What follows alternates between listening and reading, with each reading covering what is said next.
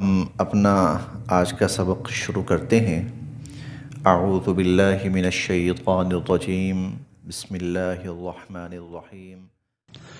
اس سورہ مبارکہ کی پہلی آیت میں نبی کریم صلی اللہ علیہ وسلم سے گفتگو کرتے ہوئے فرمایا گیا تھا کہ لما تحرم، یہ جو لفظ تحرم آیا تھا اس کا مصدر ہے التحریم، حرام قرار دینا، کسی چیز کو حرام قرار دینا۔ تو اسی نسبت سے اس سورت کا نام سورہ التحریم نبی کریم صلی اللہ علیہ وسلم نے مقرر فرمایا۔ یا ایہا النبی لم تحرم ما احل اللہ لک تبتغی مرضات ازواجک واللہ غفور رحیم۔ اے نبی کریم صلی اللہ علیہ وسلم، یا ایہا النبی، اے نبی کریم صلی اللہ علیہ وسلم، لما، کیوں، تحرم، آپ حرام قرار دے رہے ہیں،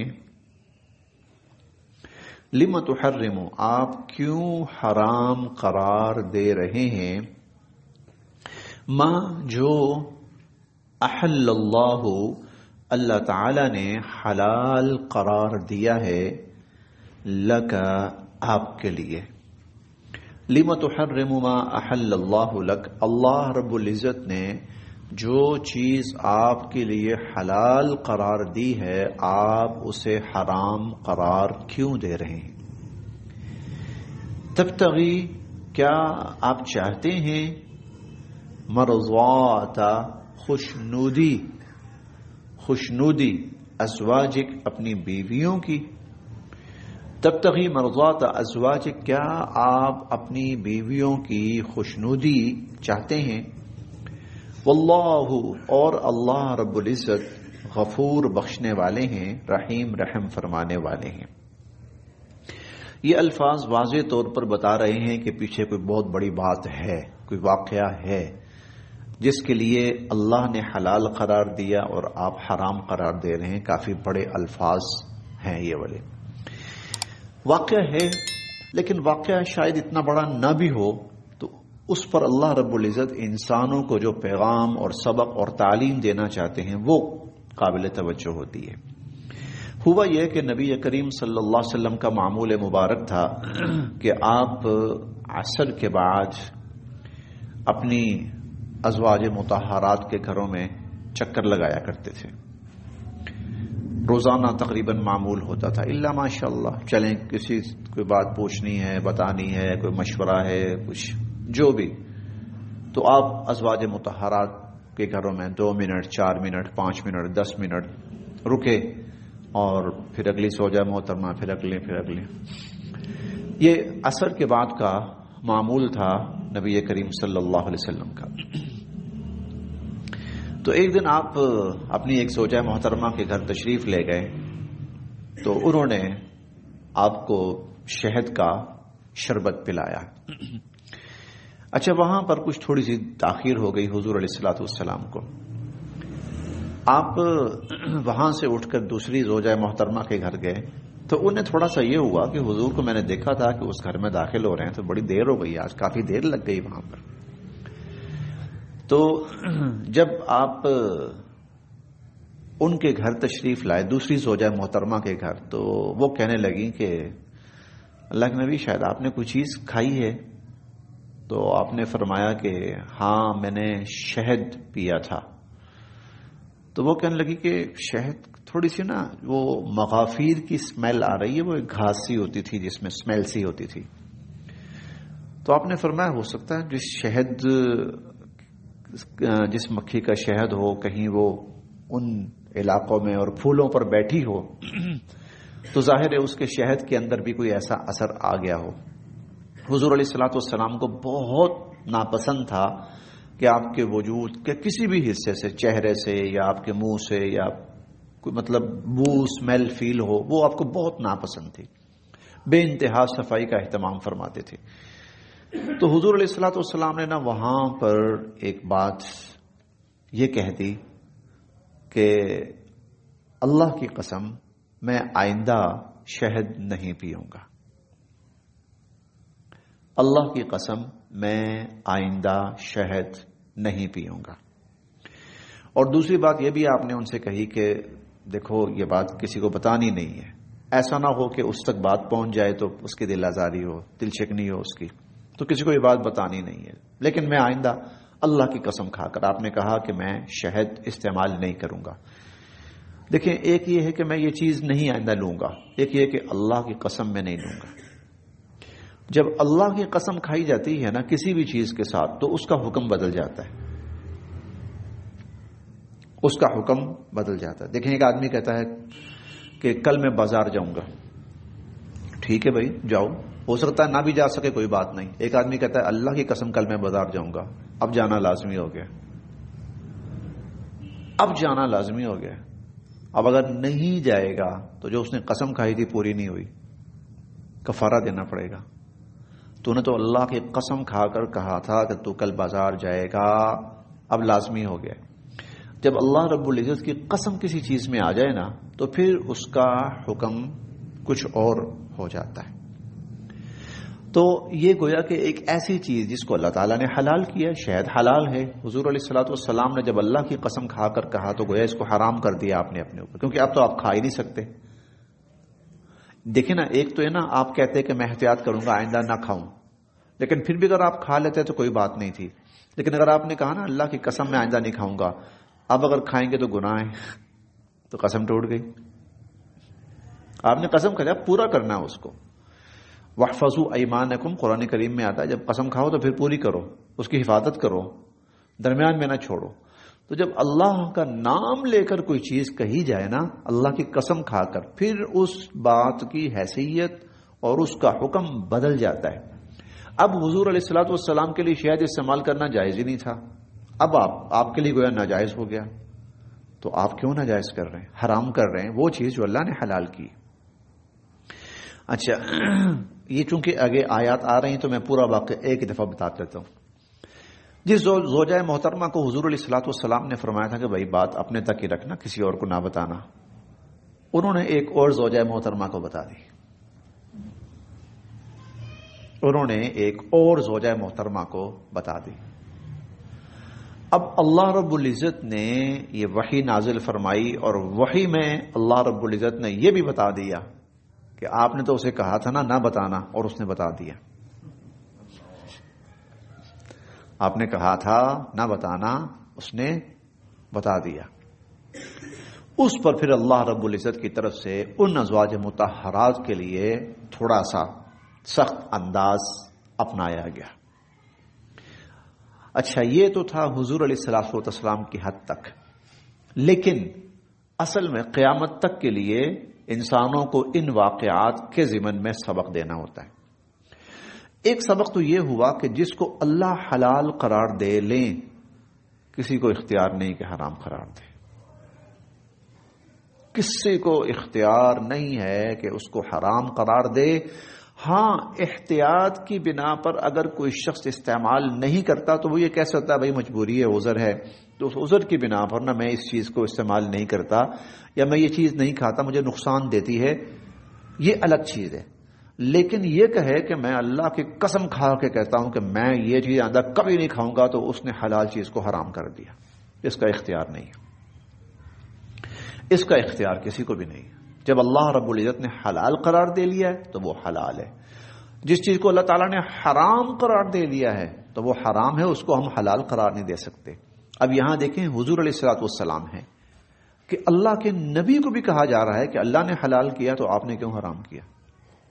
اور پھر صرف بات یہاں تک نہیں تھی، بلکہ اگلی آیت میں یہ بھی فرمایا کہ اب یہ چیز حلال تھی اور آپ نے قسم کھا کے حرام کی ہے، یہ قسم غلط کھائی ہے آپ نے، تو اب اس قسم کو آپ توڑیں اور اس کا کفارہ ادا کریں، اس قسم کو آپ توڑیں اور اس کا کفارہ ادا کریں۔ چنانچہ حضور علیہ الصلوۃ والسلام نے پھر اس قسم کو توڑا اور آپ نے اس کا کفارہ ادا کیا۔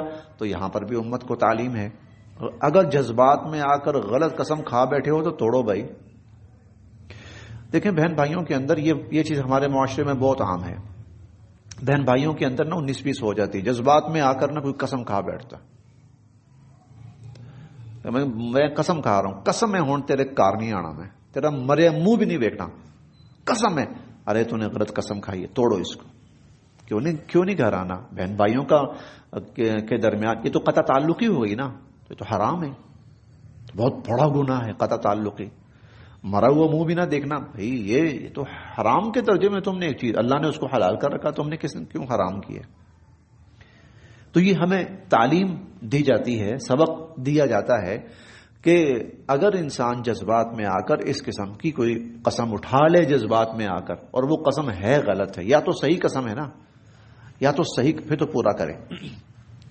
پورا کرے، مثلا ایک آدمی کہتا ہے میں اللہ کی قسم کھا کے کہتا ہوں، میں روز کچھ نہ کچھ صدقہ کیا کروں گا، تو بڑی اچھی قسم ہے، اب اس کو پورا کرو، تھوڑا ہو زیادہ ہو کرو، جیسے بھی ہو کرو اس کو، ہاں یہ تو پورا کرو، یہ تو اچھی بات ہے۔ غلط قسم اگر کھا بیٹھا ہے آدمی، غلط قسم، ایک صحابی انہوں نے قسم کھائی تھی، وہ جو سورۃ توبہ میں جن کا ذکر آیا نا، جنہوں نے سچ بولا تھا، جھوٹ نہیں بولا تھا، اور اللہ نے ان کے سچ پر ان کی توبہ قبول فرمائی اور ان کا ذکر قرآن میں کیا، تو وہ اپنا واقعہ بیان کرتے ہوئے کہتے تھے آخر میں اللہ کی قسم کھا کے کہتا ہوں آئندہ میں کبھی جھوٹ نہیں بولوں گا، میں نے یہ عہد کیا ہے اپنے آپ سے بھی، اللہ سے بھی اور اللہ کے رسول سے بھی، ہاں یہ تو بات ہے، میں کبھی جھوٹ نہیں بولوں گا، یہ تو بات بالکل ٹھیک ہے، یہ قسم تو کھانی چاہیے، لیکن جو چیز حلال ہے، جائز ہے، نیکی ہے، عبادت ہے، تو اس میں اگر غلط قسم کھا بیٹھے تو اس کو توڑ کر اس کا کفارہ ادا کرے، اور کفارہ ہم پڑھ کے آئے ہیں 7ویں پارے میں، کفارہ یہ ہے یا تو 10 مسکینوں کو کھانا کھلائے، یا 3 روزے رکھے، یا غلام آزاد کرے۔ غلام آزاد کریں، غلام کی شکل تو اب ممکن نہیں ہے، تو البتہ یا تو 3 روزے رکھے، یا 10 مساکین کو کھانا کھلائے، یا ان کو کپڑے مہیا کریں، یا کھانا یا کپڑے۔ یا ایھا النبی، اے نبی کریم صلی اللہ علیہ وسلم، لما، کیوں، تحرم، آپ حرام قرار دے رہے ہیں، ما، جو، احل اللہ لک، اللہ تعالیٰ نے آپ کے لیے حلال قرار دیا۔ تبتغی مرضات ازواجک، کیا آپ اپنی بیویوں کی خوشنودی چاہتے ہیں، بیویوں کو راضی کرنا چاہتے ہیں؟ اب یہاں پر نا یہ بات بھی یاد رکھیے جو ہمیں بتانا چاہ رہے ہیں اللہ تعالیٰ، اپنے قریبی رشتوں کو راضی کرنے کے لیے اور ان کو خوش کرنے کے لیے کوئی ایسا کام نہ کرنا جس کو اللہ تعالیٰ نے حرام قرار دیا۔ یہ بات، یہ سمجھنے والا سبق ہے۔ اپنے قریبی لوگ کو جی کیا کریں، جی اب لوگ ہیں، ڈیمانڈ ہے معاشرے کی، کیا کریں، فیملی ہے، خاندان ہے، بچے ہیں، وہ ان کا اصرار ہے، ان کا زور ہے، کیا کریں، نہیں مانتے وہ، نہیں بھائی نہیں، تب تقیم مرضات ازواجک، واللہ غفور الرحیم، اور اللہ تعالیٰ بخشنے والے ہیں، رحم فرمانے والے ہیں۔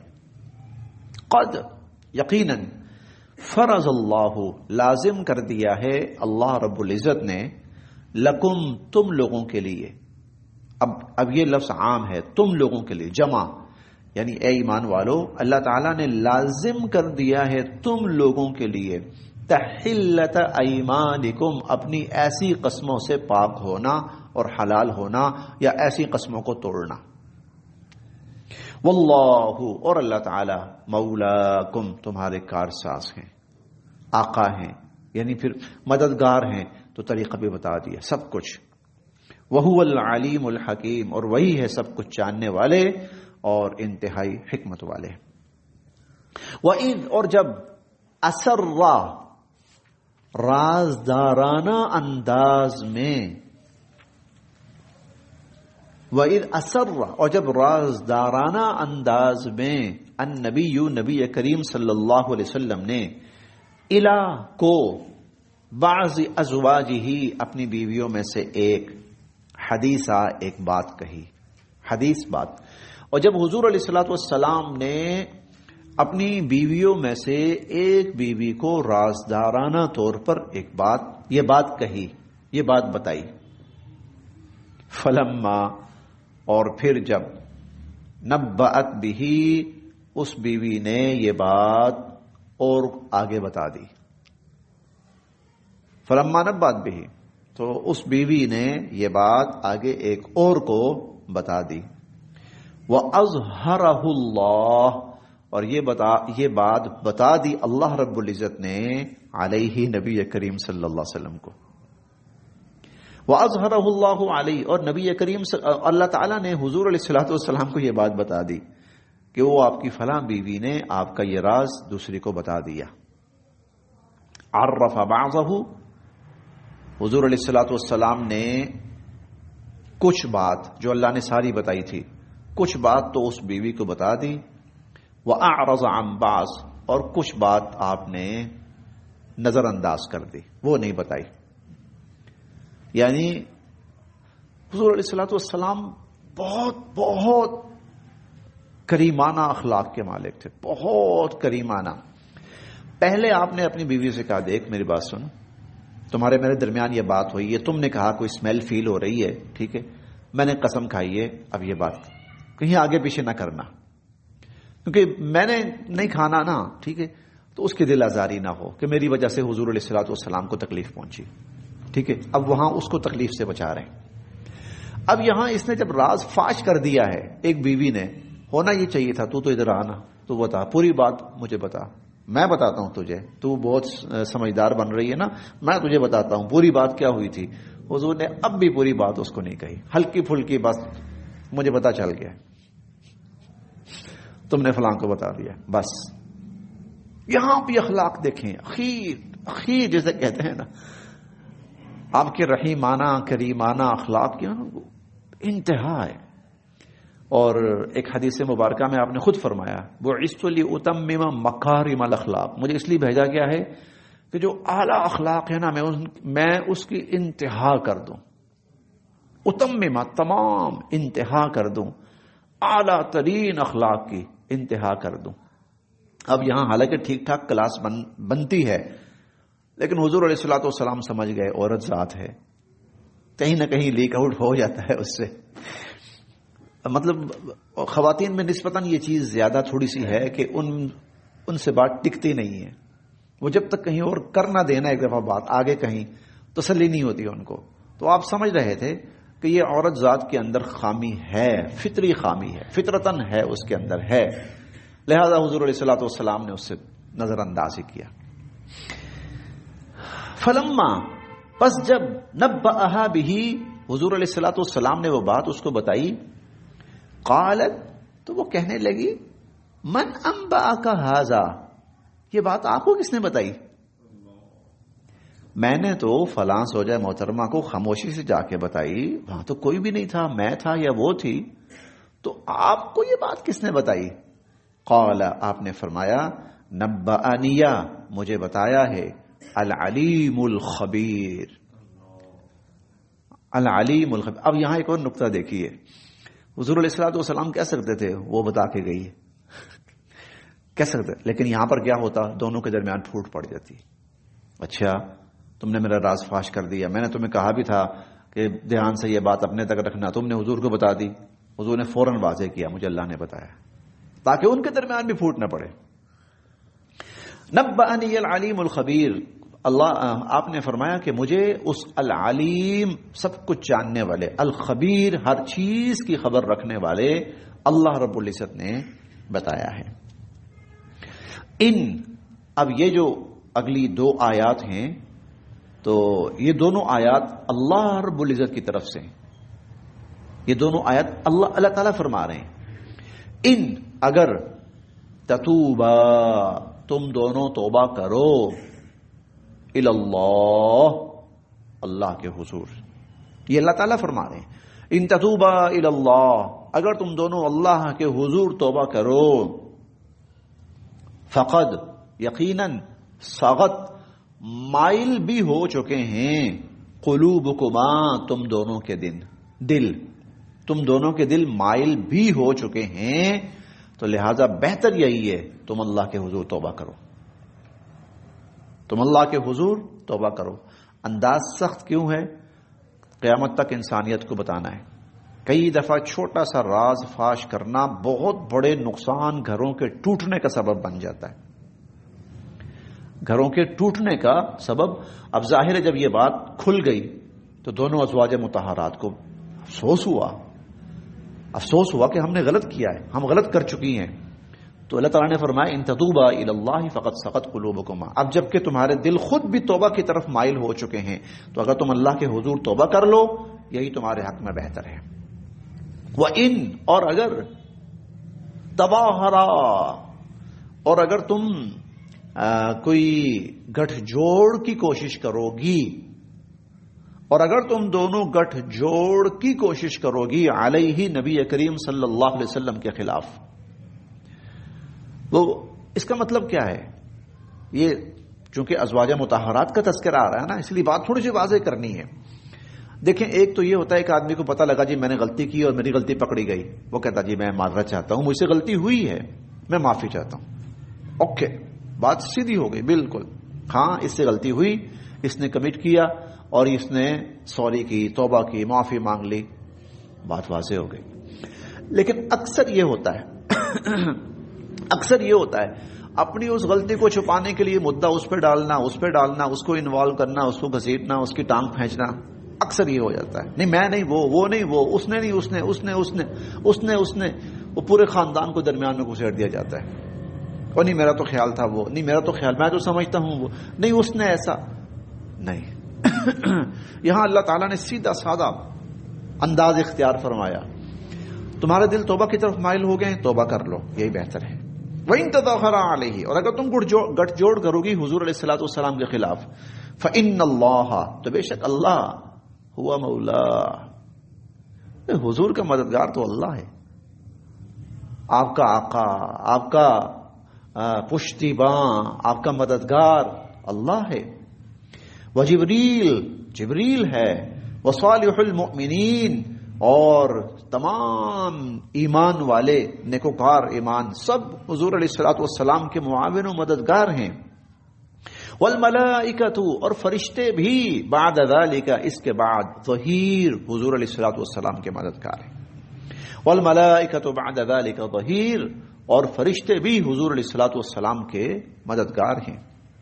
عسا، عین ممکن ہے کہ ربہ، حضور علیہ الصلوۃ والسلام کا رب، ان طلقکن، اگر حضور تمہیں طلاق دے دیں تو عین ممکن ہے کہ حضور علیہ الصلوۃ والسلام کا رب ان یبدلہ، بدل کے دے دے حضور کو، ازواجن، اور بیویاں، خیرن، جو بہت بہتر ہوں، منکن، تم سے، جو تم سے بہت بہتر ہوں.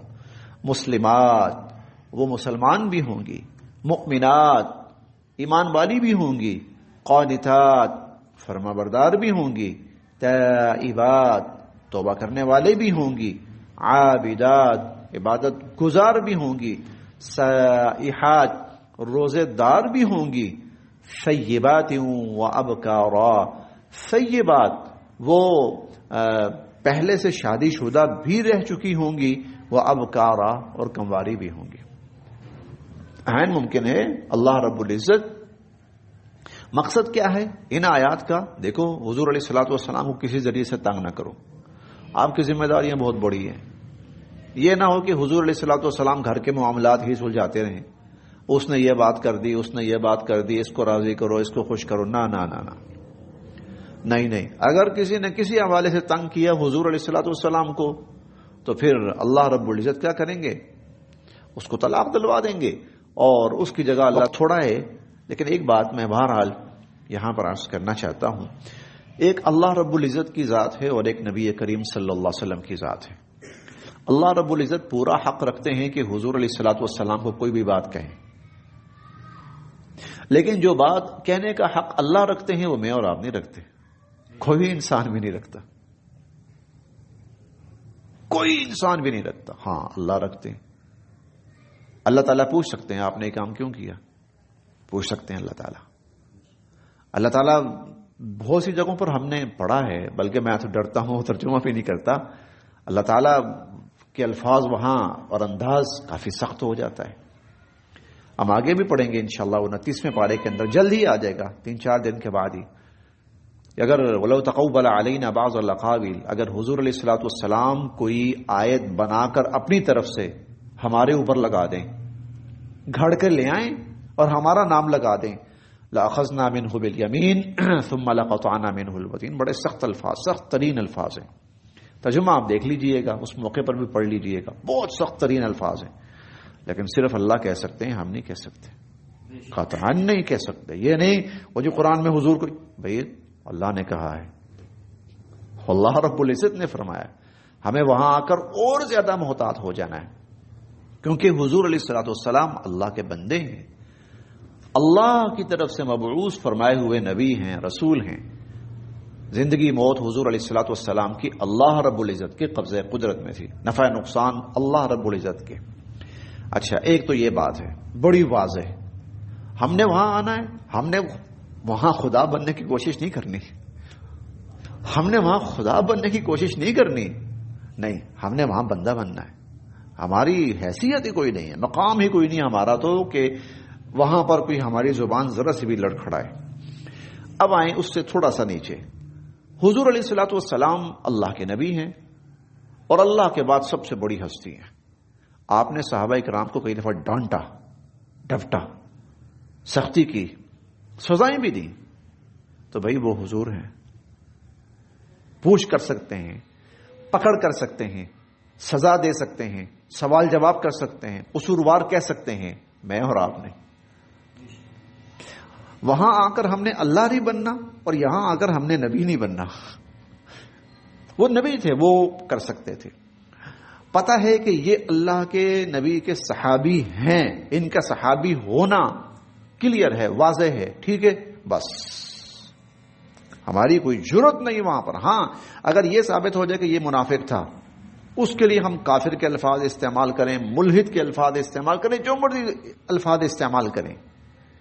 لیکن اگر یہ پتہ چل جائے کہ نہیں، اس کا صحابی ہونا کنفرم ہے، یقینی ہے کہ یہ اللہ کے نبی کے صحابی ہیں، پھر ہماری زبان بند. پھر اگر ہم وہ لہجہ اختیار کریں جو حضور نے کیا ہے تو اس کا مطلب یہ کہ پھر ہم نبی بننے کی کوشش کر رہے ہیں. یہ دونوں انداز کفر ہیں، صراحتاً کفر ہے. حضور کو حق ہے کسی صحابی کو ڈانٹیں ڈپٹیں، بالکل حق ہے.